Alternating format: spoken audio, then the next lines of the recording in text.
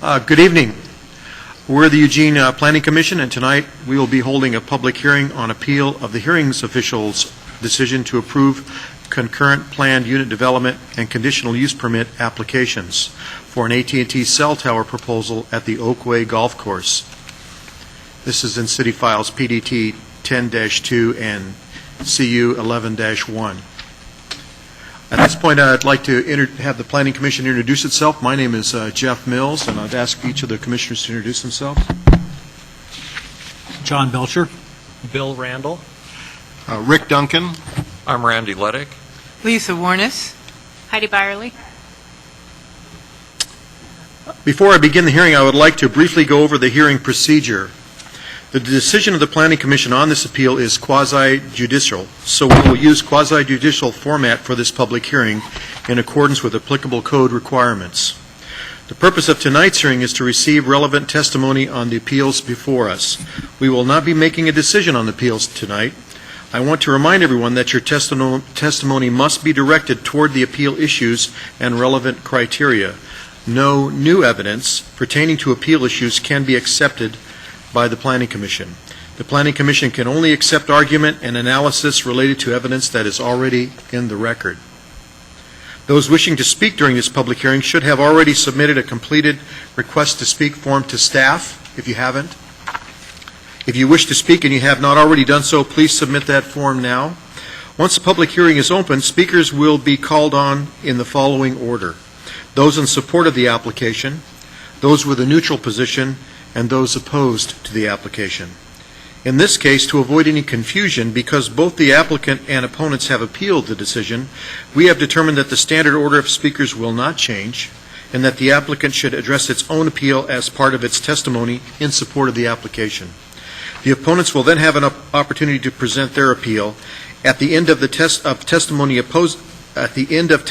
opposing testimony, typo, we will ask for any staff responses, and then the applicant will have an opportunity for final rebuttal.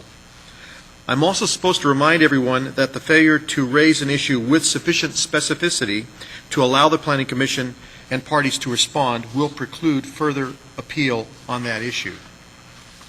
Before we begin, Eugene Code 9.7065 requires that planning commissioners disclose any conflicts of interest, ex parte contacts, or biases, abstentions, or challenges to impartiality. Do any commissioners have anything to disclose? It appears not. Now staff will provide a brief staff report before we begin testimony. Steve?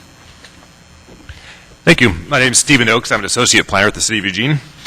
So as you mentioned, tonight's hearing is one hearing on two appeals for the AT&T Mobility Cell Tower on Oakway Golf Course, City Files PDT 10-2 and CU 11-1.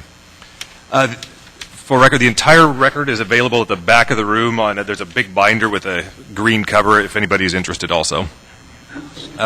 So the site location is referenced on the map on the Planning Commission agenda on page 11, which shows the tower to be just south of Cal Young Road in an area north part of the Oakway Golf Course, just south and east of the North Green Apartments, and then west of the residential neighborhood to the east. The hearing's official decision, which was on August 2nd, 2011, basically responded to a concurrent application that was both a conditional use permit and a planned unit development, which included a variant within the criteria to allow for the ancillary equipment to be above grounded. The hearings official conditionally approved both the conditional use permit and the planned unit development applications, but denied the variance to allow the ancillary facilities to be above grounded. In doing so, he also provided a condition that new site plans be provided by the applicant to show these changes, and that these would be reviewed in the final PUD stage. He also required several other conditions, including a new noise study and requirements for a landscape plan. On August 15th, 2011, the city received two appeals. One appeal was from New Singular Wireless, which comprises 2 appeal issues, and the second appeal was North Green Properties, which comprises 13 appeal issues.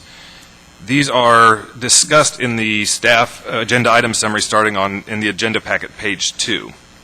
And the AIS addresses all of these appeal issues, starting with the first two from New Singular Wireless. In addition, there's a memorandum from Emily Jerome from the City Attorney's Office that was forwarded to the Planning Commission today, which we provided copies of. There was also a letter from Bill Close dated August 29th that was forwarded by email. There was a letter from Paul Conte, which was forwarded to the Planning Commission today.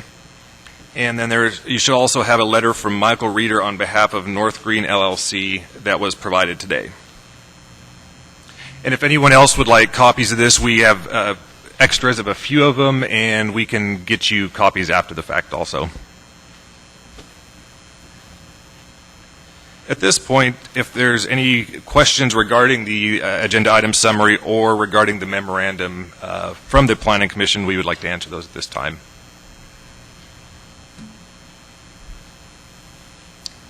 Appears not.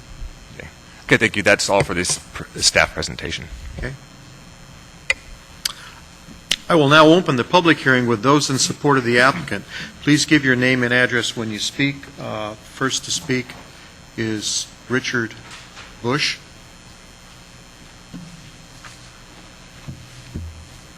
Thank you. Richard Bush, attorney on behalf of AT&T. I'd like to understand first how we're going to allocate time this evening for comments. What do you think? The amount of We've got time about 11 for the round of speakers comment. tonight. Not on either the, I would just ask for 5 minutes at this point then. Okay. Okay, thank you very much. Thank you. There are a lot of issues in play in this appeal. I'd like to focus on just 3 of them. The first issue, which we did raise in our appeal, is whether it was appropriate for the hearing official to make a condition of the approval that a revised site plan be filed, not asking for a variance, but the equipment be buried. The hearings official did admit that the finding was not supported by any evidence in the record. And as you know, the findings do have to be supported by evidence in the record. So our request is, upon remand, instruct the hearings official to revise the opinion to allow any revised equipment design that would comply either with the code as written or with the variance requirements in the code. The second issue I'd like to address is the 3 options that you have when dealing with this condition that the revised equipment design be allowed. The permit is approved, but with the revised equipment design. I agree. I was just handed tonight the city attorney's memorandum, and I do agree with the city attorney's analysis that the planning commission has 3 options, and the hearings official has 3 options. One of which is to approve it with conditions. The second is to deny it. Or the third option, which was not mentioned in the other appellant's comments, is to, even though you don't have any evidence that it's feasible, approve it, but during the second hearing in a 2-phase approval process, the PUD process, require that they come in and establish that the equipment design complies with the code. The challenge we have is the difference between the CUP process and the PUD process. The PUD process is expressly a 2-stage approval process where we can come in with a revised design and through a public hearing process show that it complies with the code. The CUP process at this point doesn't have that second approval stage. But this is a matter for the city, the planning commission to decide. It won't be a matter for LUBA to deal with, and that'll be my third comment. But I agree with the city's attorney's recommendation that what you should do is condition the CUP approval upon the subsequent approval of the PUD, the final phase of the PUD, and only if the applicant demonstrates that the revised design complies with the code requirements for noise. Okay. The third point, which justifies my request for supporting the last item in the city attorney's memo, is that if LUBA reviews this decision, they will not look to see if the city followed completely its process, CUP, PUD, 1, review 2. What they will do, though, the standard on review for LUBA is whether, if there is a procedural deviation, whether the parties were substantially prejudiced. Given that we have a 2-stage process, the applications are virtually the same, the facility is the same. If AT&T comes in with a revised design, there is a public notice and a hearing opportunity, and the hearing's official finds that the revised equipment design does comply with the code, there is absolutely no prejudice at all to any of the opponents to having their voice heard in the review process. So if we do go through the subsequent PUD final review, it does comply with the code. If LUBA ever reviews the decision will not be overturned because there has been no substantial prejudice to any of the parties in the proceeding. What I'd like to do is ask if you have any questions about, in a very short order, the multiple-step review process, the difference between the CUP and the PUD, or the LUBA review standard of your decision-making here. If not, I'll defer and wait for the final comment. Thank you. Thank you, Mr. Bush.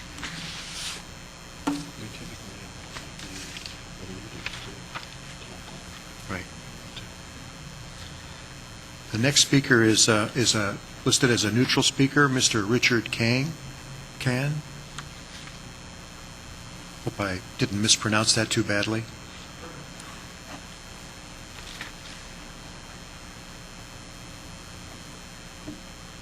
Mr. Kang, what we're going to try to do is try to limit everybody to 5 minutes or so, if that's acceptable to you? Yes, that's Very good. that's fine, Mr. Mills, and I'll be much briefer than that. Okay. I just came as a neighborhood resident. I'm not even that really close to the location, but I would see it in my course of passing through the neighborhood. And so I guess the attention to me was brought to this issue several months ago when I attended a Cal Young neighborhood meeting. And at that meeting, it was very acrimonious. There were a lot of pro and con sides taken. And so my only comment is I would hope very much that everybody involved, particularly your group here, would indeed collect significant data from the neighborhood before going to any of these final decisions, being as the implications down the road are fairly major for the neighborhood. So significant data, if you can. Thank you. Thank you. Thank you, Mr. Kang. We'll now go to speakers who are listed as against. The first one is Bonnie Baker.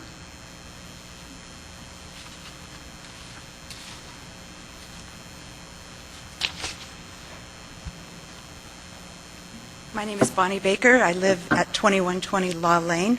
I've lived there for 20 years. I've lived in the Ferry Street Bridge neighborhood for 30 years. I'd like to address two issues. One is the appropriateness and compatibility of a 75-foot tower in a neighborhood. As you know, you've all seen the Oakway Golf Course. It's not, I don't know what the total acreage is, but they're long, narrow strips of fairway.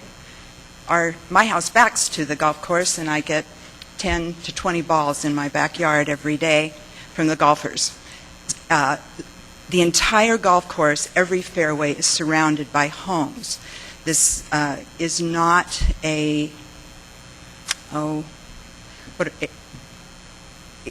so the whole area is, in fact, a neighborhood. It's not a commercial location. We live the golf course is 6/10 of a mile from the Oakway Mall. From all of the commercial locations, up and down Coburg, near I-105, near Delta, Valley River Center, the choice to put this tower in a neighborhood, I think, has implications throughout the city, and I think that's something the Planning Commission needs to have in mind. The second thing I wanted to address was at the last hearing, there was some talk of appropriate screening for this 75-foot tower.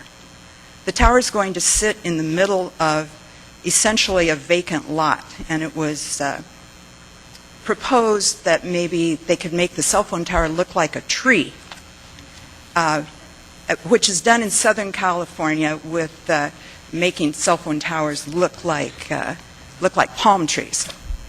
And I talked to somebody who lives on the East Coast. They make cell phone towers look like pine trees. She said the effect, however, because of the bulbous nature of the top, it looks like an upside-down pine tree. Big growth on the top, and then kind of droopy things coming down. So what came up at the last meeting here was that AT&T could put a 6-foot screening fence around the bottom of the tower. And I just wanted to submit a picture to you of my 6'4" son standing. This is a tower near Gateway Mall, standing in front of a 75-foot tower with arborvitae that has gone wild and grown about 40 feet or maybe 30 feet. So I wanted to submit that, and I also wanted to submit a picture of that I took from the bottom of a fake palm tree cell phone tower disguise. This tower cannot be disguised. We're used to seeing cell phone towers near malls, for example, but not in the middle of a neighborhood. Okay, those are, and my third comment has to do with the elephant in the room, the cost of this entire procedure. Then if you look around this room, you will see that most of the people have white hair like I do. We live in a middle-class neighborhood, and we neighbors are bearing the cost of attorney's fees for this. This is something that should never have gotten by the front desk at the city. And we're up near 20,000. It's going to go over 20,000. And every single appeal that AT&T comes up with, the Oakway Golf Course, John Hammer, are not paying personally those fees. We are paying those fees. And it's a burden for every single person in this room. None of us are wealthy. My house was built at my neighborhood. Roland, Law, and Keith were the first subdivision on the north side of the river in the early 1950s. My house was built in 1954. It's almost 60 years old. I'm only the second owner. And you look around and you see, if you want to take raising of hands or something to find out how long people have lived in this neighborhood and how many are on limited incomes now that they're retired, nearing retirement. These are not McMansions. We are burdened by the attorney fees and this entire process. And that's very rarely spoken of here. I don't know for sure, but I imagine that John Hammer and the Oakway Golf Course are not bearing the legal burden or the financial burden of any of this appeal. And that it's gone this far, to those of us in the neighborhood, seems quite appalling. And I would like you to take that into consideration. When the attorney was up here, the very first speaker, he talked about more and more and more. And the legal representation for us is incredibly costly. So, thank you very much. Thank you, Ms. Baker. Next speaker is Erica Apollo. Are we running timers?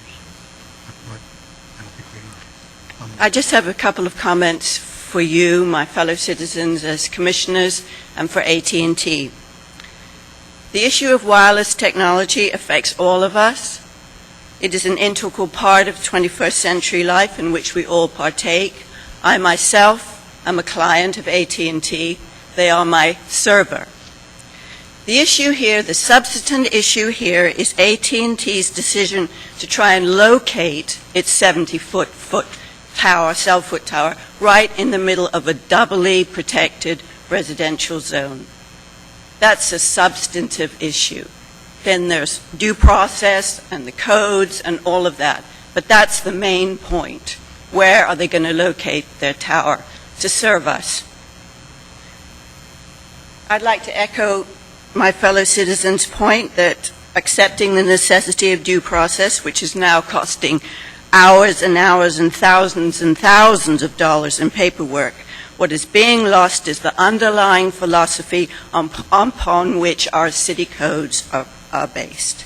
I would like to ask AT&T whether it might consider using its enormous resources to employ the smartest engineers, geologists, and technicians to research and find out a more suitable location in sync with existing codes.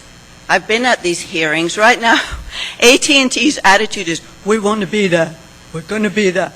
We're going to be there. It doesn't matter what we say. It doesn't matter. They want to be there. They're going to stay there. This gentleman is slightly more sharp than the one that was here on June 15th, who ignored everything that anybody was saying. I would like also just to say that, to me, I've been here only 10 years, but it seems illogical that a city should act in this way that is contrary to the integrity of the Oakway neighborhood. You must have been there. You must have walked those streets. We have kids there, we have schools, we have elderly people walking. It's a great neighborhood. And the citizens there, the neighbors are saying, please, no. Now North Greens is saying, please, no. Please go someplace else, look someplace else. We have the Envision Eugene people coming to our neighborhood saying we want to envision Eugene and have neighborhoods that are 20 minutes walk away. We have one of those. And yet the city seems to want us, with one of those Envision Eugene neighborhoods, to have this cell phone tower right in our midst. And I just want to say, the young would say, what's up with that? Thank you very much. Thank you, Ms. Avallo. Next speaker is Sherry Greatwood.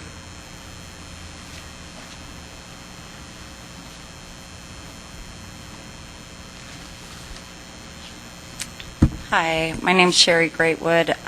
My husband and my kids and I have lived across from this, so it's basically outside of our kitchen and family room across the golf course for about 12 years, this location. My husband has AT&T. I've had Verizon for over 10 years there and have great service, always have. So for me, it makes no sense that AT&T would need to build a tower when obviously there is a tower close by. It's actually at the 105 and Coburg Road at Tim's Top Shop right there, less than a mile away. There's obviously a tower where they could co-locate or upgrade. They have somewhere between 13 and 18 towers already in Eugene, and I'm not quite sure why they can't use their vast resources to upgrade one of those towers and improve the spotty coverage that does exist right where we live. But the idea that it's a matter of life and death is ridiculous. John Hammer was quoted as saying it was a matter of life and death because AT&T customers couldn't call 911 and get through. But actually, if you call 911, even if you have a non-functioning cell phone, it will go to whatever tower is close. Obviously, there are several. As far as you guys are concerned, the main code issue, I guess, parts of Eugene code are there that say they will prevent visual clutter throughout residential neighborhoods. There's a Eugene City ordinance that requires ancillary facilities associated with transmission towers or located as standalone features to be placed underground to the maximum extent that is technologically feasible. That's what the code says. And the idea that you guys would grant a variance to that, and that the other guy did, seems insane. And we're talking about a huge amount of equipment. And again, I'm within 1,000 feet of it, but there are people that are within 200 feet of it, and it's noisy. 24/7, 365. It's like an air conditioner adding to all the other noise of the streets. I'd just like to point out that you guys have broad discretion to say no to use at this location. It just seems like such a non-Eugene thing to do. It's an older, established neighborhood. Most of the houses aren't even 2 stories. So, the looming effects are awful. I also would like to point out your Envision Eugene, number 5, protect, repair, and enhance neighborhood livability. And I've been I did the survey for that and love the idea. And we do live, as she just mentioned, within 20 minutes of walking to Oakley Center, which we do all the time. It's a great old neighborhood everywhere around, across Coburg Road, the other side, in all directions. And sticking a cell tower in the middle of it just seems crazy. AT&T can afford to do something better, and I hope you will ask them to do that. Thank you. Thank you, Ms. Gradewood. Next speaker is Bob Proctor.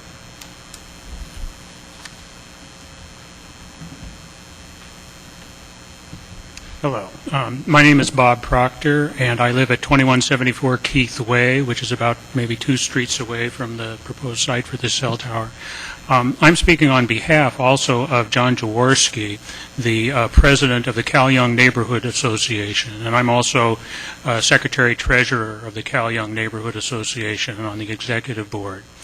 And I just wanted to make it clear to everyone that the Cal Young Neighborhood Association is sponsoring the appeal by North Green Properties of this siting. Not only Cal Young Neighborhood Association as the broader group, but a smaller group, Oakway Neighbors, which is composed of folks that live really close to this proposed site, have been active in this for over a year now, when we first heard about it last summer. Over 100 people have signed petitions, have come to meetings with both Oakway Neighbors and then Cal Young Neighborhood Association to give us their feelings about these issues. And there is a broad opposition to this cell tower in the community, both not just those right close, but also within Cal Young Neighborhood Association. And really the biggest issues come down, as people have said previously here, about the issue about whether this is reasonably compatible and harmonious with the neighborhood.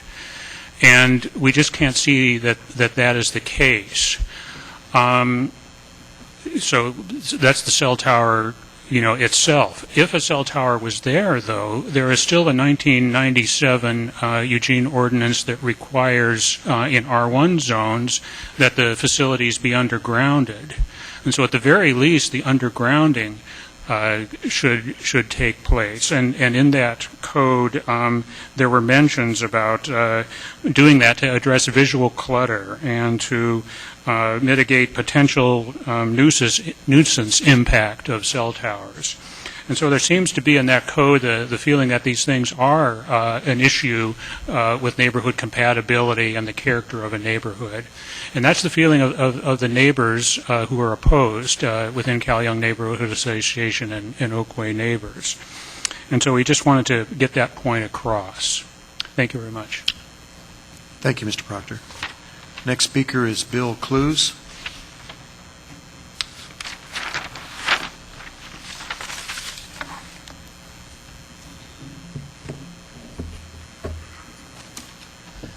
Thank you, members of the Commission. Bill Close, 375 West 4th Street, Suite 204 in Eugene. I represent Melissa Brott, Susan, Wisconsin, I think, today, and the Oakway Neighbors. You've heard complaints about attorney's fees.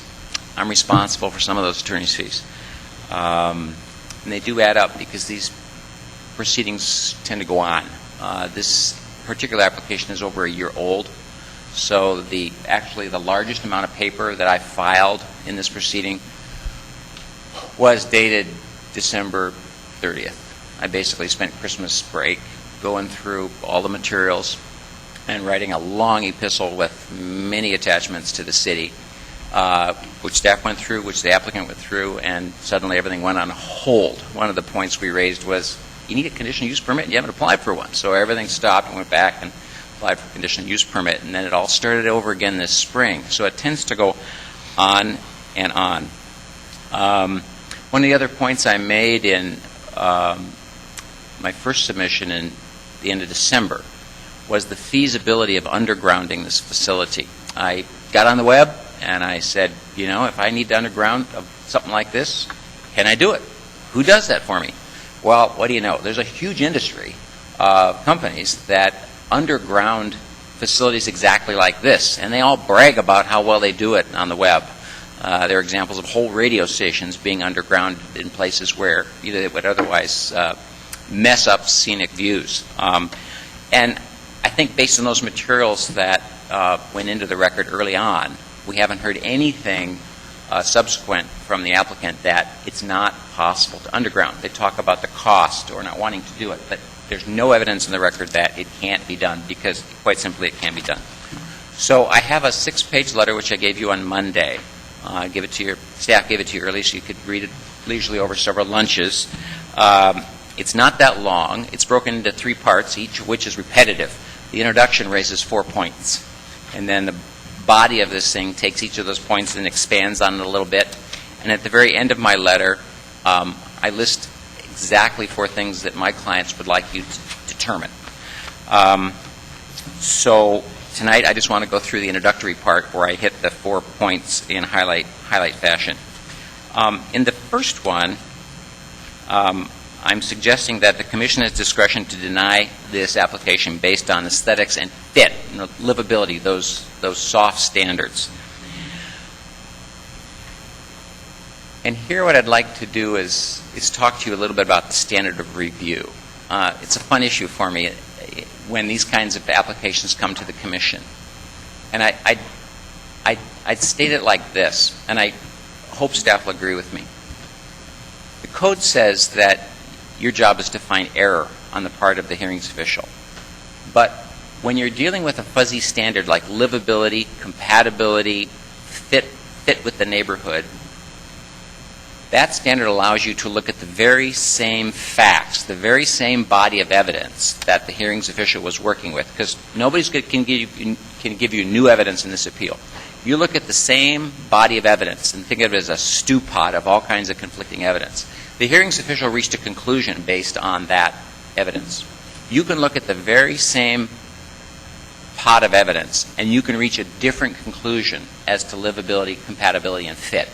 And whereas the hearings official approved this, but loaded up the camel with a lot of conditions, you can look at that very same body of evidence and conclude, no, we need to deny this. Technically, the code says you need to find error. The way you phrase that is you say, we find error by the hearings official in the conclusions he drew from the evidence. We're taking a fresh look at the same evidence and reaching a different conclusion.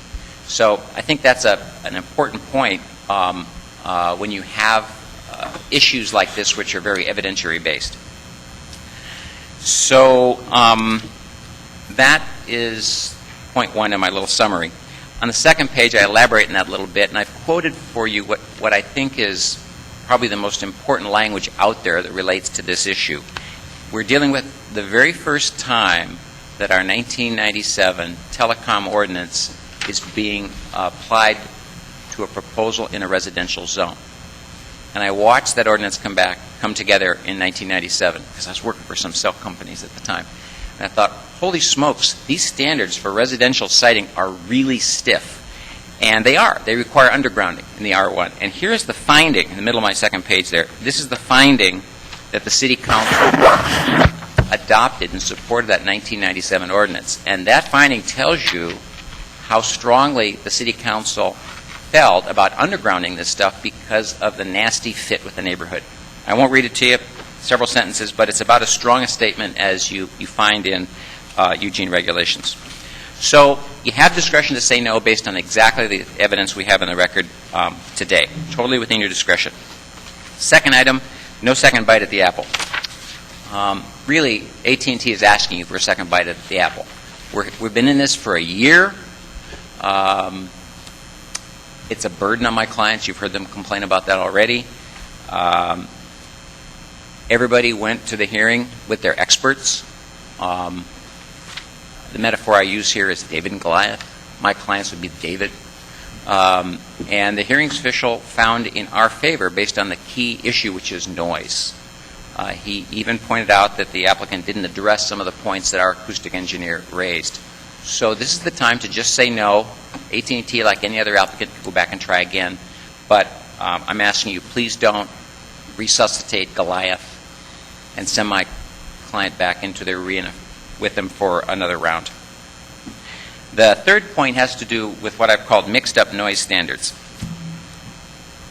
This is kind of hard to get a handle on.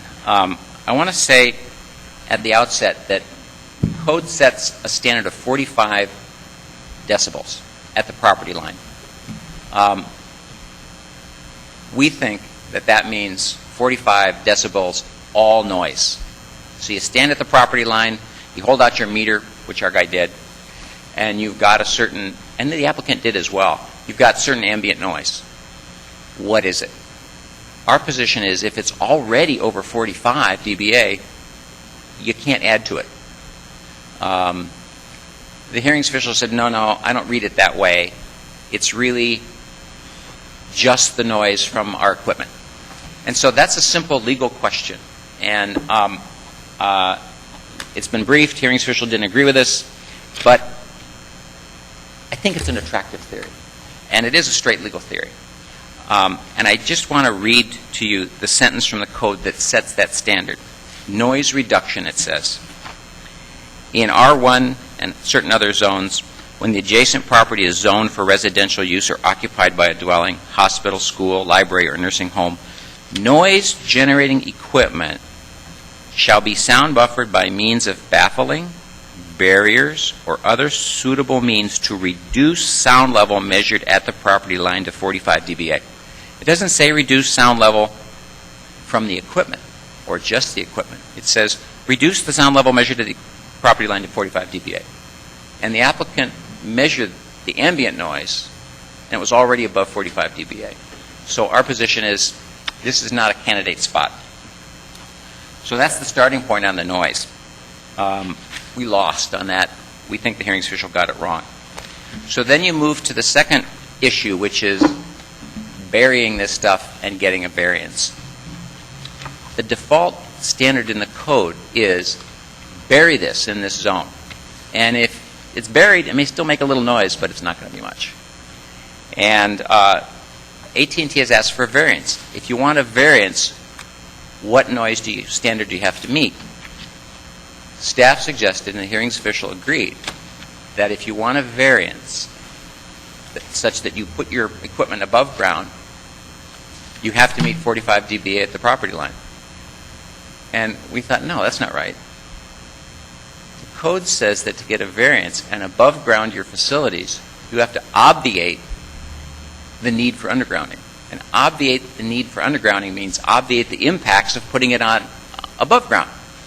And to obviate the impacts of putting it above ground, that means no more noise at the property line with the equipment above ground than if the equipment was undergrounded, which is the default in the code. Also means you shouldn't have to look at it. Visual is another impact. But that, in our view, is another central legal issue here. So the standard that AT&T is coming here saying, give us another chance. Give us another chance to prove up in the variance. And the question and if you decide to do that for them, which we hope you don't, the question is, what standard do they have to meet to get that variance? Do they have to meet 45 dB at the property line?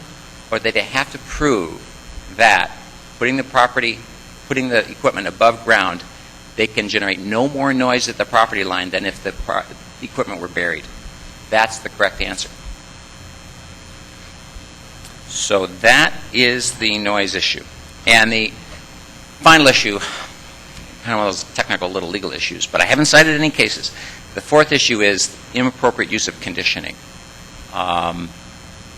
The hearings official really said, go put this underground, you can't have your variance, and by the way, you have to prove up on noise. Figure that out. Our position is that issue, we're done collecting evidence on that issue. It's improper to condition, it's improper to impose a condition allowing them to bury and prove up later.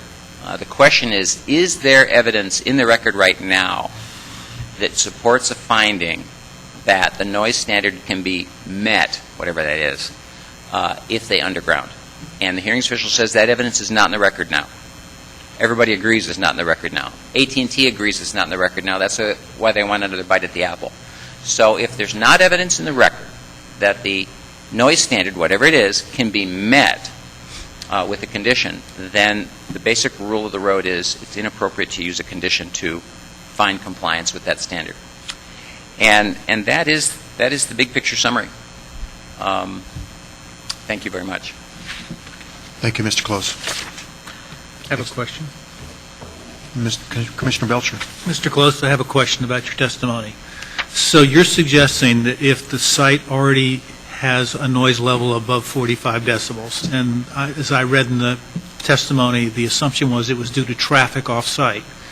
You're saying that until AT&T mitigates the traffic sound off-site, they can't build here? Well, that would be one way to do it. Good luck. I don't think they can do it. The other answer is don't put it here. So you're saying the site is impossible to build on because there's too much ambient noise? That's correct. Okay. And you look at the language of the code and you say, that's what the code says. You go measure the sound level at the property line, and it can't be greater than 45 dBA. It doesn't say measure the noise of the equipment or the proposed equipment. And this, first of all, you say, we don't have to question the logic of this because this is our city council that adopted this. We just go apply it. We don't question their wisdom. We just apply it. And if they want to change it, they can change it. Apply it the way it's written.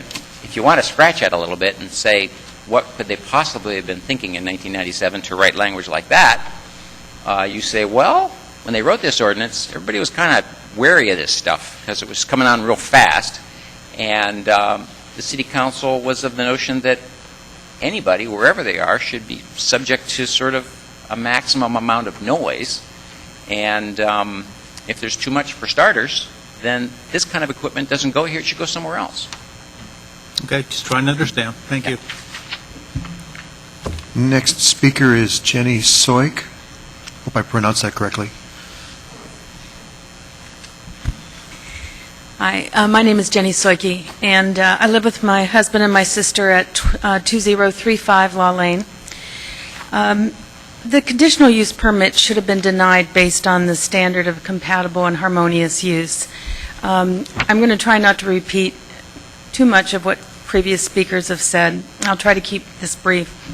I urge you to consider the value and the livability of one of Eugene's oldest and nicest neighborhoods in your decision-making.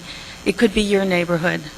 We bought into this one-story neighborhood because of its ambiance, its appearance, and its values. If this cell tower is built, that tower will be the view out of my living room window. If I'm sitting on my living room couch, I am facing where the tower will be built, and it'll tower over the roof of my neighbor's house, this is a 20-foot tall neighborhood, basically. We didn't buy a home in an industrial neighborhood. We bought a home in Oakway. I'm close to retirement.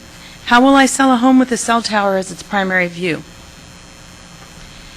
We are not anti-business and we're not anti-cell phones. You don't have to travel more than a mile in any direction to find a highway or commercial area where a cell tower would hardly be noticed. To allow such a structure in our residential area is not in keeping with the quality of life that we expect in Eugene. Please don't allow a single landowner to make an arrangement with AT&T, which will be harmful to hundreds of other neighbors in the area. There are viable alternatives which will allow AT&T to have the cell tower without taking something away from us, any more than they already have, with our time and money. I do serve on the board of the Cal Young Neighborhood Association, but I'm speaking for myself, my family, and my neighbors on my street. We have learned about many neighborhood enrichment activities and about Envision Eugene. Yet while part of the city staff works to enrich Eugene, the planning department has twice recommended to support this conditional use permit in clear opposition to neighborhood values. Why? It makes no sense at all. So please don't allow this to happen. Thank you. Thank you, Ms. Soike. Next speaker is Craig McKern.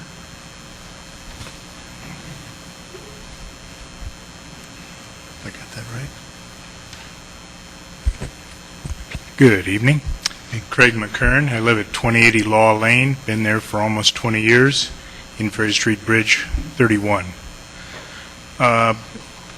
Very difficult to say anything new. Hasn't been said.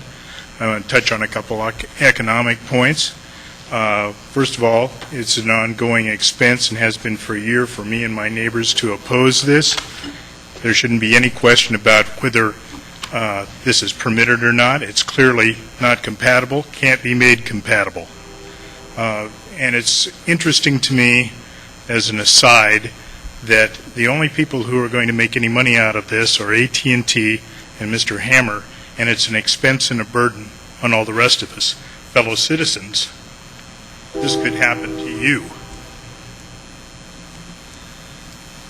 Thank you, Mr. McKern. Next speaker, Mike Reeder.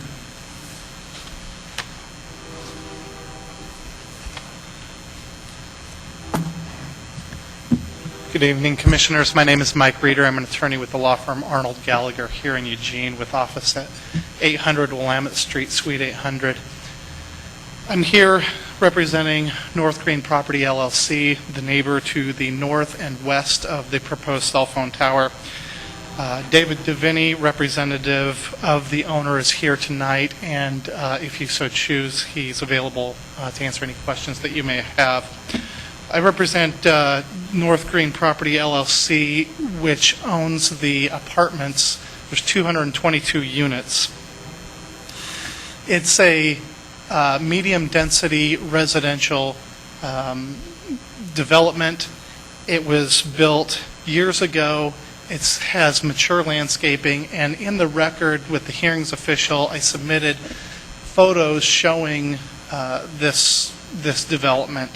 I also included for your consideration photos of the area that many of these folks here in the Oakway neighbors, to show their neighborhood, to show the ambient, single-family, low-density residential neighborhood that is a jewel, a crown jewel in the North Eugene area. First of all, preliminarily, I just want to let you know that I agree with everything that Bill Close has said. Bill's been on this. He's done a good job since December. I've come on later on in the game. I've been working on this issue for a couple of months on behalf of North Green Properties and have had to come up to speed on this. And so what I did, knowing that Mr. Close had spent a great deal of time on this and had come to some conclusions, what I did was I took a look at this as I would if I were a planning commissioner or a hearings official. And Mr. Close's desire that you also take a fresh look is echoed by me. Please take a fresh look at this. You have the opportunity to take a look at the evidence that's in the record and to come to a conclusion to deny this application. Also, preliminarily, we'd like to withdraw our appeal issue number 1, which is the issue regarding the fees that was addressed in a recent Court of Appeals case and was outlined by Ms. Jerome in her memo dated today. So we have a few appeal issues that I outlined in my August 15th appeal statement, but what I want to do is I want to focus on 2 main issues. Before I do that, I just want to follow up on the question that Commissioner Belcher had for Mr. Close regarding the legal issue that was raised by Mr. Close regarding the plain language of the noise standard, the 45 dBA standard. And Bill's analysis is spot on, but I also want to add that to get your mind around that issue, you need to look at it similar to the way that you would look at the standards for a failing intersection for transportation. So you're familiar with the TPR standards and some of the local mobility standards that the City of Eugene and other jurisdictions have. So if you have an intersection that is currently failing, you are required to mitigate that failing intersection even if you put one trip through that intersection. You can look at this noise standard in the same way and say, look, if you already have a failing noise issue, then if you can't mitigate it with certain baffling and other measures, you can't go there. And realize that standard is unique, not only it's unique to the R1 zone and some of the other zones that allow for cell phone towers. And what's important to understand is that the acoustical engineer, Art Noxon, that we retained on this project submitted evidence into the record, and his testimony, which is in the record, talked about how loud 45 dBA is, and the fact that that is a very, very high threshold. And so it makes sense, to answer Mr. Belcher's question, to say that if you cannot meet the 45 dBA standard that includes ambient noise, you can't go there. If you can't mitigate it, go somewhere else. So conceptually, it does make sense. And the hearings official struggled with that and came to a different conclusion because the hearings official looked at the argument that, hey, other jurisdictions don't have the same standard. Well, the Supreme Court doesn't allow you to review your ordinance by looking at other ordinances if it's clear on its face, and I would argue that it's clear on its face. So this application is really a belt and suspenders application, and rather than going back and wasting everyone's time and money, you need to deny this application. We and the Oakway neighbors and the Cal Young Neighborhood Association, we've done our homework.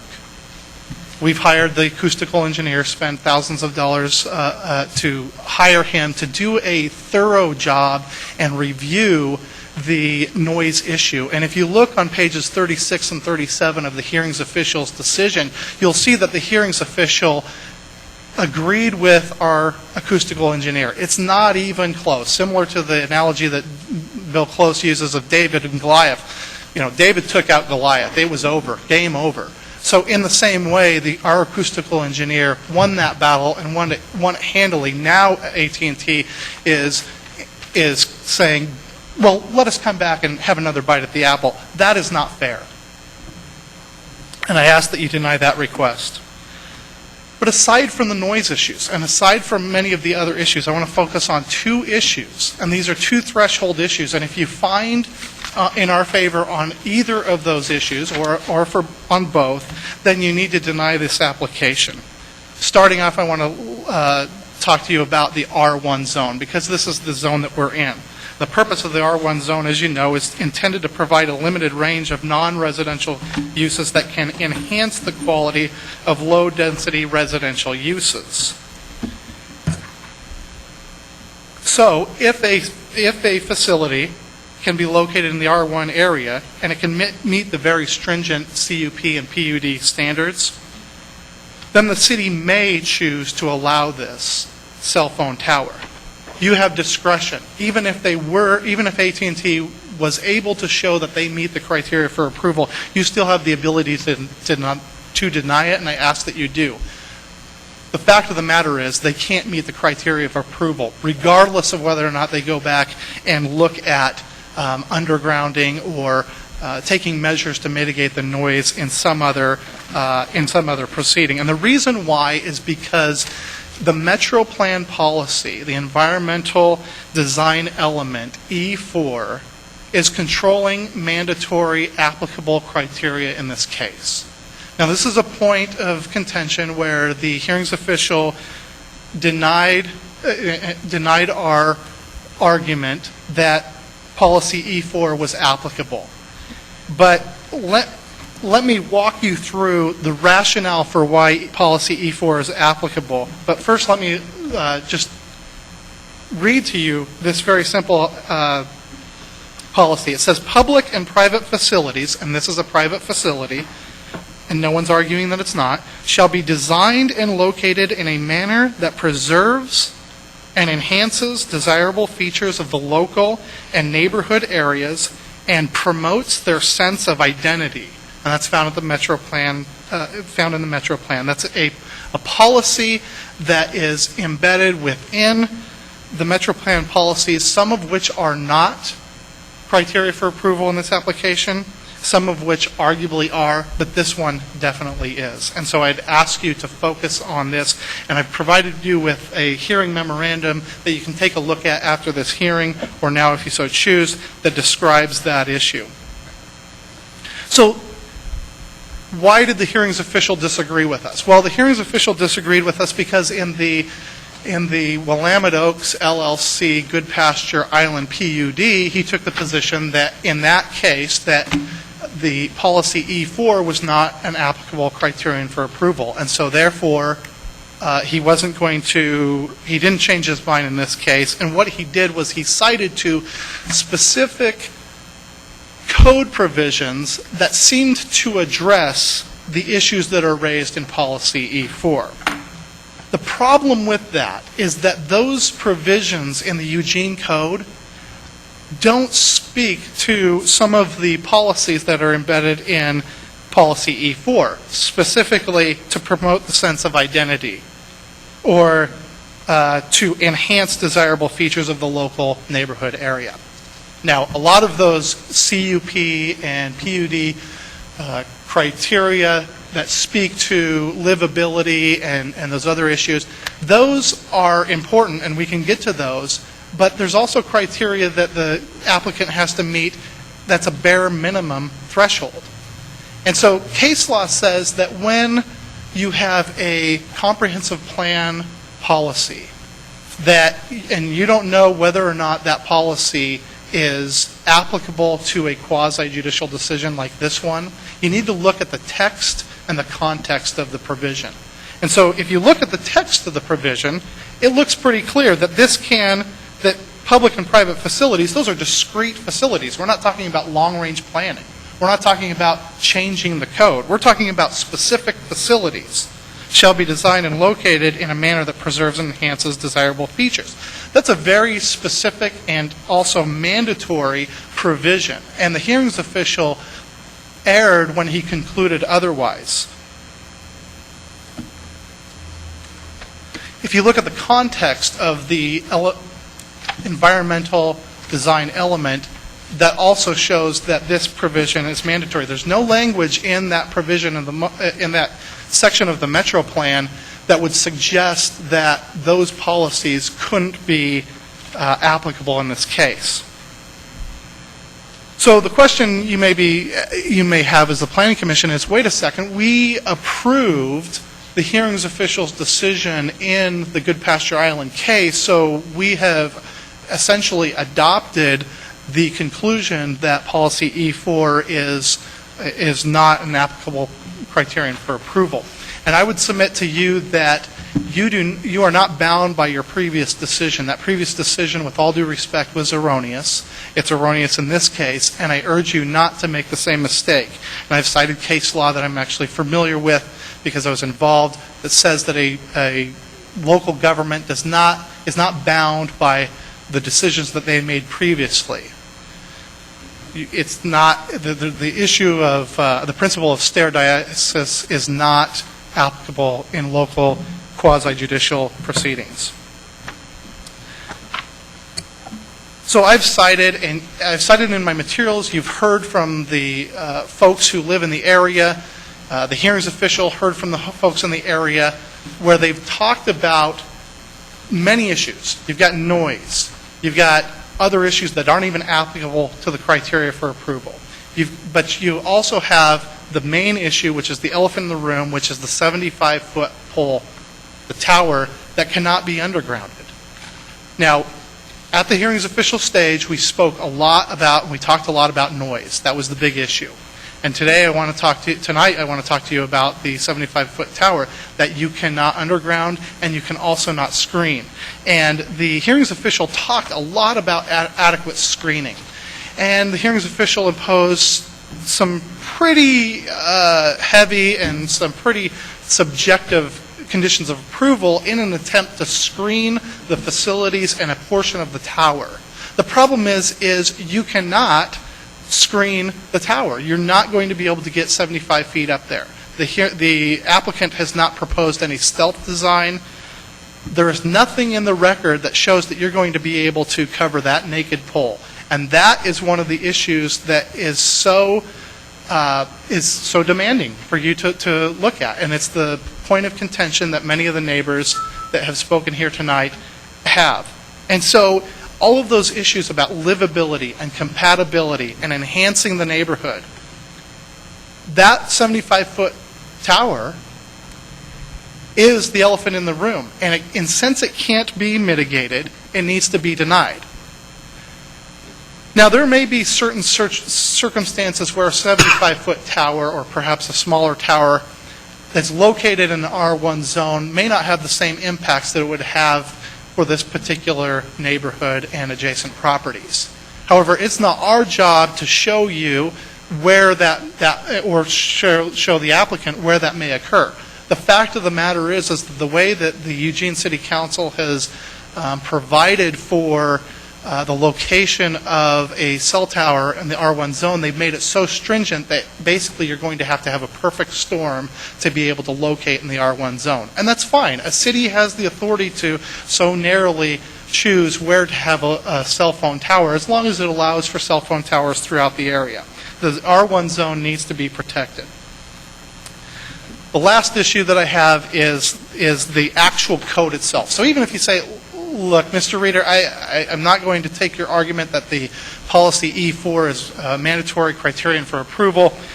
You need to look at the fuzzy language that Bill Close calls of the Eugene Code. There's many sections that you could latch onto, but the one that I've decided to speak to is 9.8320 sub 13, and that's in my appeal issue number 12.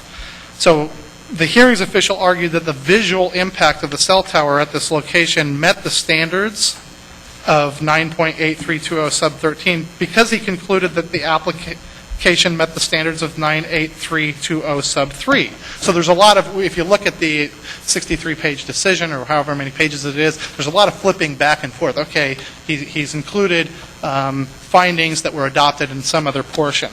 Well, if you look at those findings where he's talking about screening, he goes back to adequate screening and screening only the facilities that we're talking about perhaps undergrounding, not talking about the 75-foot pole. He does not come to the conclusion that you can screen that naked half or two-thirds of the 75-foot pole.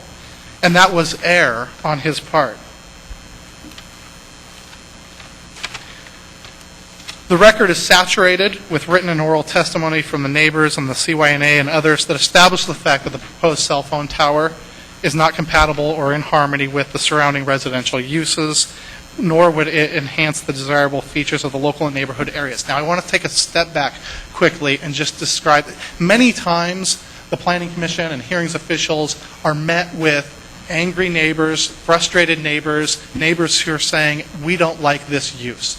Why are you subjecting us to this?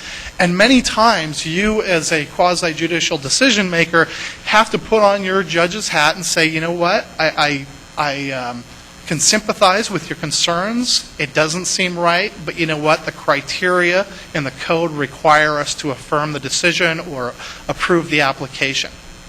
This is not one of those applications. You have the ability to use your discretion and say, and weigh all of the evidence and say, no, this is not the right location. There may be some other R1 zone property where there's not neighbors or not a well-established neighborhood that has the livability standards that this neighborhood has, but this is not the neighborhood. You have the ability to do that. There are many other uses in the Eugene Code that require more of an objective evaluation. In this case, you have the ability to look at the folks who have spoken subjectively about the nature of their neighborhood, take those comments, fold them into the Metro Plan Policy E4 or the CUP and PUD fuzzy criteria and say, we find as a planning commission that this application cannot meet the conditions of approval regardless of the noise issue, and I ask that you do so, and the residents ask that you do so. And I have time for any questions that you may have.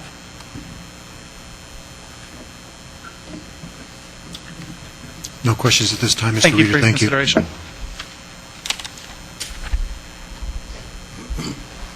Next speaker is Sarah Bennett.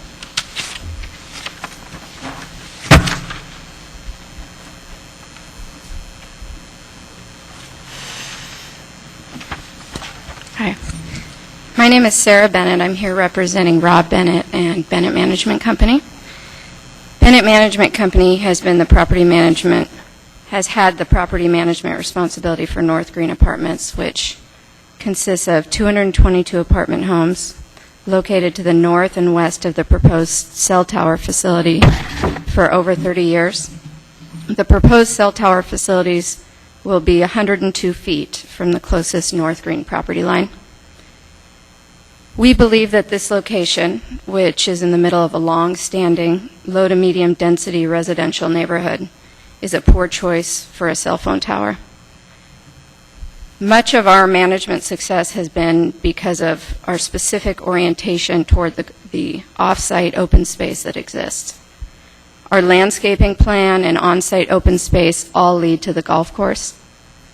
We have 222 residents and families that would be able to see this 75-foot tower, which would be a significant negative change to what this project has considered valuable for 30 years. North Green is a medium-density project designed in a compact urban growth form, which is consistent with the city's growth policies. The way we can successfully achieve that on this site is because we can take advantage of this particular environment. This proposal will undermine the success of that. Thank you for considering our comments. Thank you, Ms. Bennett. The final speaker that I have a form for is Mr. Dwight Purdy, excuse me, and this is an argument for. It's received late. For. Dwight Purdy, 850 Fairway View Drive. Moved out the Oakway neighborhood in 1954 when they built Lookout Point Dam, so we could be out there. Like the neighborhood, been the last 20 years lived off the Oakway Golf Course. My only thing is I've been complaining to AT&T for years about either non-existent coverage or very poor coverage in our own home and in many areas around there. And finally, when they respond to our criticism now, we're opposing where they cited the tower. I'm just saying there's a need for a tower, and there's many neighbors who contacted me, said they support the tower. I'm just only talking about the need, and that's all. Thanks. Thank you, Mr. Purdy. If there are no other speakers, I would ask for any responses from staff. Oh.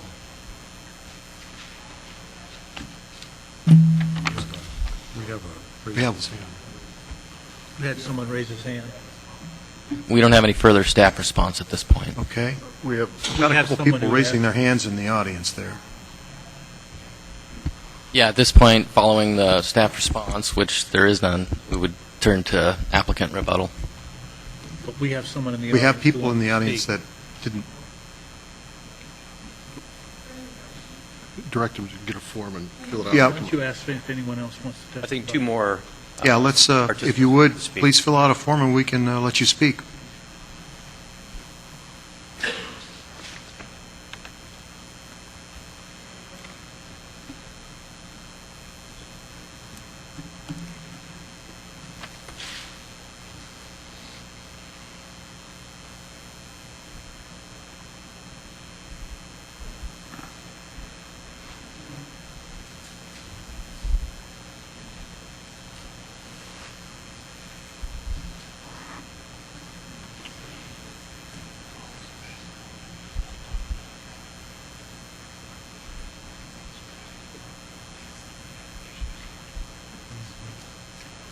Thank you, Emily.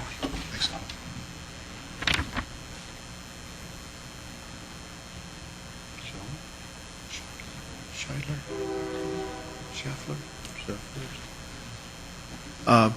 Next speaker is Shelley. Sorry, go ahead. Okay. Please say your name again, please. It's Shelley Schaffler, and I live at 2064 Law Lane. And I didn't realize that tonight that I'm only one other person here actually lives right where the cell tower is going to be. We back up to the parking lot, so our backyard backs up to the parking lot. We've only lived there 4 years. We have 3 kids going to Sheldon, and we are really against this. We can't even believe it got this far. Other than the fact that we support the golf course, we love it. We live on it, so the parking lot, 6 o'clock on Saturday morning, sometimes we hear horns go off from people, golfers who've set their cars off, and we have some noise that's involved with the golf course. We don't complain, it's just part of being there. The guys that work there are great. Sometimes our kids walk over and they golf, and that all is really great. The fact that they want to put the cell tower, though, right behind our home. I mean, we actually have a beautiful backyard that we enjoy as all year long because we have a covered patio. And the fact that that will be in our backyard, buzzing, ugly. I mean, we moved there. We moved there from a pretty busy street where we were by a school. And the first summer there, we sat out back. We're like, you can't hear anything but frogs and a few golf carts. I mean, it's like we're really lucky to live there. And again, we are middle class. We've invested in this home. We want to stay there forever. We have a lot of older neighbors on our street that, can't come or wouldn't come tonight, but the same thing. We have a dead-end street. We have no traffic, but we have about 100 walkers a day that go by. That's the kind of neighborhood we have. So I just wanted to say that tonight, that those of us that live on it are highly against it, and it will be right in our backyard, literally. Thank you. Thank you, Ms. Schaffler. Next speaker, final speaker is Mike Lynch.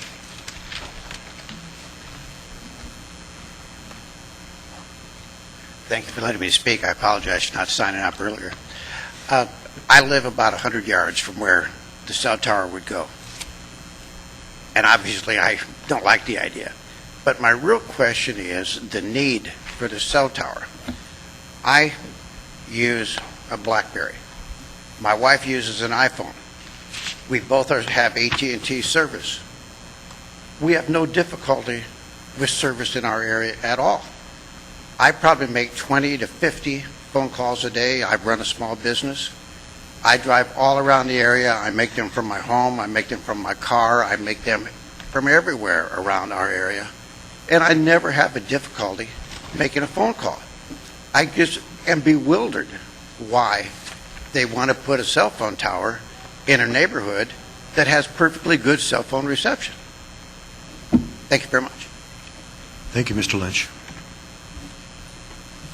At this time, I would ask for if the applicant has any rebuttal statements.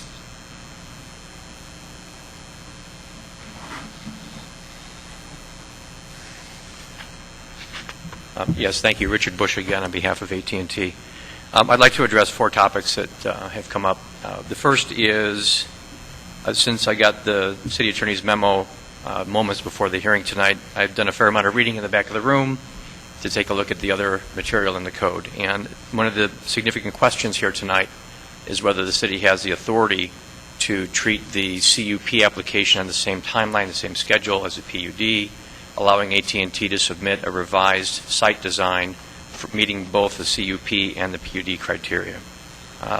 During the last hour or so, I have found the section in the code that does expressly give the city the authority to treat the CUP application on the same timeline, the same second review as a PUD application. If you take a look at Eugene Code 9.7305, it says to accommodate a request for concurrent review, the city may instead review multiple applications according to the highest application type.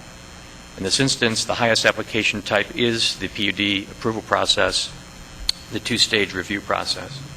And the CUP review process is a 1-stage review process. AT&T requests that the City Planning Commission treat the CUP application on the same track as the highest application type, the PUD application. So the city does have the express authority under its own code to move forward as we've requested. The second item I'd like to deal with is the question about compatibility.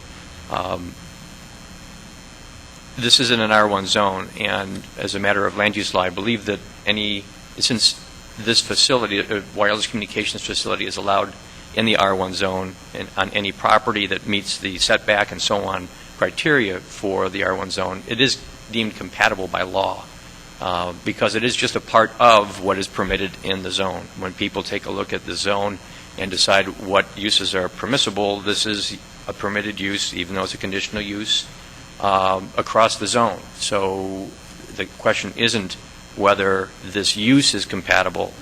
The question is whether it meets the design criteria. So I want to move on then to the design criteria of adequate screening. There's been some discussion about whether the upper portion of the tower is visible and whether it should be a self facility. The code does not require that the entire facility be screened in any way. What the code says is adequate screening. And the hearings official evaluated the photographs of the area, all the evidence that was submitted at the hearing, and concluded that under the proposal with a revised landscape design, there will be adequate screening of the structure. When you take a look at the photographs, you'll see that there are significantly sized trees in between the proposed site and the nearest property, which is the North Green Apartments. That will act as a buffer, and then with the additional landscaping that will be designed, it will provide additional buffer. We need to keep in mind that this is also on golf course property. It's adjacent to another structure, a shed, that there's commercial applications going on inside all the time. There's maintenance on the golf course property, so it's not like this is being placed in the backyard of a 10,000 square foot parcel of land. This is in a portion of the R1 zone that has, frankly, not an R1 use. So I ask you to keep that in mind when you think about everyone's concerns. Finally, on the noise generating equipment question, the 45 dBA, when you take a look at the exact language in Eugene Code 9.5750, Section 7F, it says noise generating equipment shall be sound buffered to reduce sound level measured at the property line.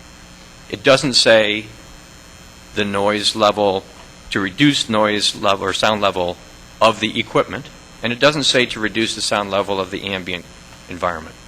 So it's an uncertain standard. It's not as clear as people would make you think. So you have a choice. You have a choice of interpreting the section two ways. One that makes sense and is technologically feasible, and that is reducing the sound level of the noise generating equipment, which would be a redundant way to say it in that sentence. Or you can interpret it as the opponents are suggesting that somehow AT&T either needs to come up with a sound sucking device, or this, as he said earlier tonight, it's just impossible to build a site in this R1 zone whenever the ambient noise is above 45 decibels. The challenge I think you have with that approach is you will probably violate the Telecommunications Act of 1996. You do not have unfettered authority to make a decision here without also complying with federal law. The Telecommunications Act of 1996 is at 47 U.S.C. 332 C7B. It's an alphabet soup citation. But there's two standards that apply to the hearing tonight. I'm raising these for purposes of appeal. The first is you can't discriminate between similar applications. If you find that this is not adequately screened, then you would have to look at all of the other similarly situated telecommunications facilities in the community that the city has approved and decide whether it's similarly situated and did we require them to totally screen the tower. If you answer yes, we did require them, then you probably are not unjustly discriminating against AT&T. However, if under similar applications you did not require the structure to be a stealth structure, then it raises a question whether you're being unjustly discriminating against AT&T. The second standard is whether you would be prohibiting service.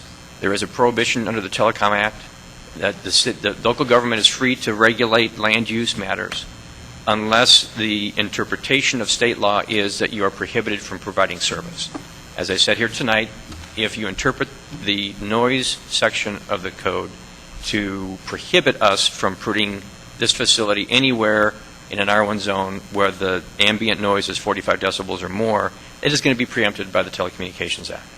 So that's another reason I encourage you not to interpret the code as I suggest, because it would have the effect of prohibiting any carrier from providing service in an R1 zone. And when you take a look at the map, this whole area is primarily R1. It's very hard to find a spot anywhere close by that isn't an R1 zone there. So I'd like to answer any additional questions you might have, and if not, I thank you. Thank you. Thanks.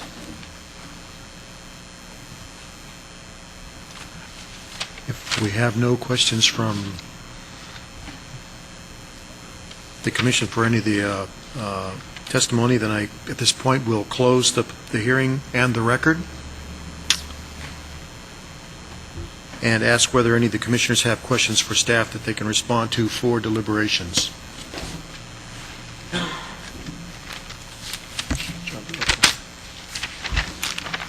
Commissioner Leidig.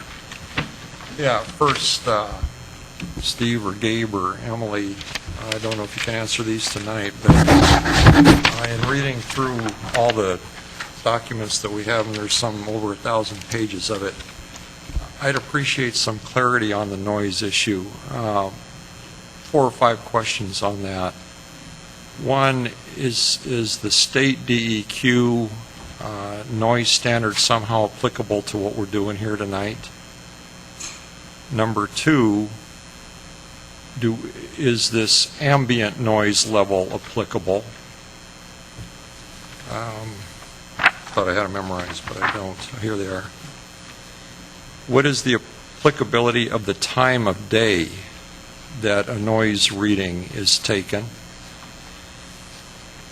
And is there any legislative history or precedent for measuring noise at the boundary, either as the sole source or the combination of all noise sources on the property? Okay? Yeah, we're taking your questions, and we'll follow up with a memo before deliberations. Appreciate it. Commissioner Belcher. I think I have 4 questions. The first one is, could you give us a summary of the differences in the process for a final PUD approval versus CUP approval, specifically opportunities for public involvement, timelines, et cetera, so I can be aware of the differences of those 2 paths? Yes. The second one is Ms. Baker provided us with a couple of pieces of what I believe is new evidence. Would you tell us whether we can continue those, consider those or not? Third is, could you respond to the concerns about the Telecommunications Act? And the fourth one, I think the answer is no, but I'll ask it anyway because I suspect it would be new evidence. I wonder if the city has any mapping of ambient noise level throughout the city so we could determine whether or not indeed that would be an onerous requirement for someone to meet if that is how we... If that's not already in the record, I'm quite certain it would be new but evidence. I thought I'd try. And I also noted several other things that were either mentioned, primarily things that were mentioned that may be new evidence, and I'll follow up with staff on those. I also believe that there may be a question as to whether the federal act is an issue that can be brought up at this point, because it's my understanding that was not part of the appellant's statement of appeal. So we'll look into that and respond to that as well. Okay. And again, in regards to that, he talked about you can't discriminate on other sites where cell towers have been sited. If we go down that path, would the fact that this is the first one that's been proposed for an R1 zone negate the argument that other sites are the same as this? I'll make sure I provide you some legal background with respect to the federal laws, the telecommunication law.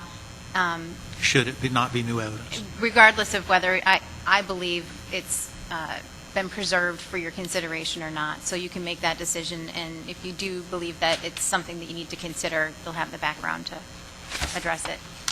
Thank you. Commissioner Light.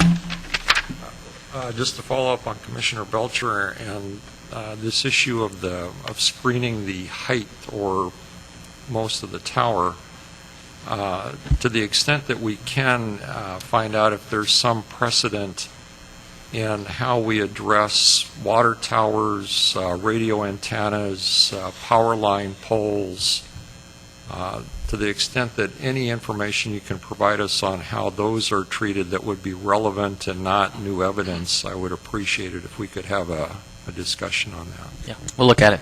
Okay. Commissioner Warrens. Just to be clear, one of the requests Commissioner Belcher had was what I'm thinking had to do with the 97 code about these cell towers or the part that makes the noise being underground. Was that what you were asking for? No. No. Okay. Well, I want to see that language. I do believe it's in the record. We'll locate that for okay. you. Yeah. I just need to get through it all then. Thanks. Commissioner Duncan. Since the 1997 ordinance was discussed quite a bit, and the fact that the council at that time, and I assume staff, was involved in the exercise of establishing the count of 45, is it possible to find out how they derive that, if that's not new information? We'll look at that. I mean, some of that, if it's an ordinance and the findings are attached, you can certainly look at that, whether it's in the record or not. To the extent you want to listen to tapes or look at minutes, that's not going to be... Correct. That'll be another question. So we'll look and see what we can get. I'm just interested in how that particular number was selected, if there's a basis behind it, if it's a standard, or however that was done. Maybe in the findings. Thank you. Any other, Randy? Yeah, again, I wonder if we could have some discussion about the term obviates in that part. Oh, you do. Okay. If there's some kind of, again, legislative history as to what exactly was intended by that.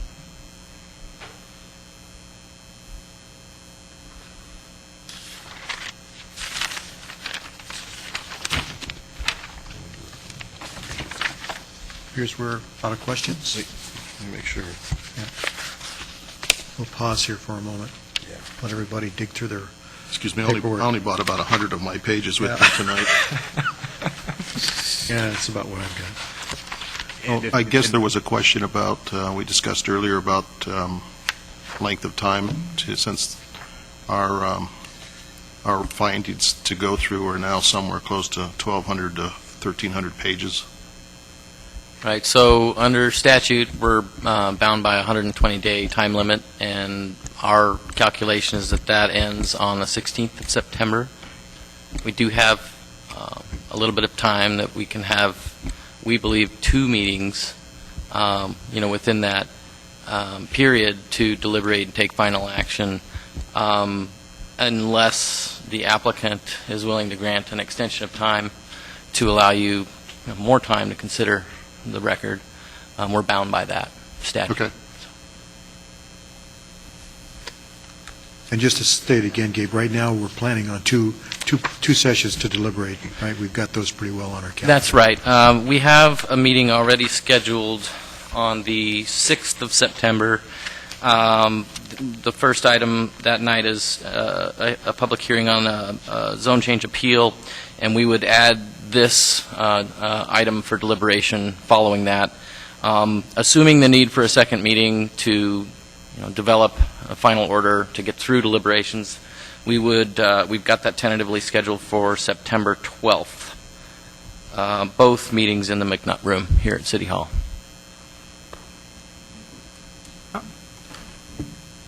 Do we have an alternative time for, what I was hearing is that we may not have good attendance that evening.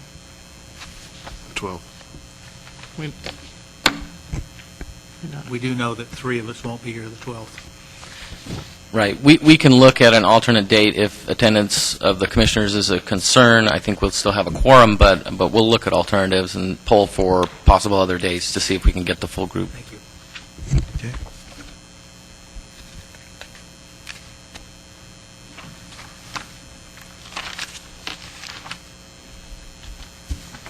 So I think we're at a point where we can conclude.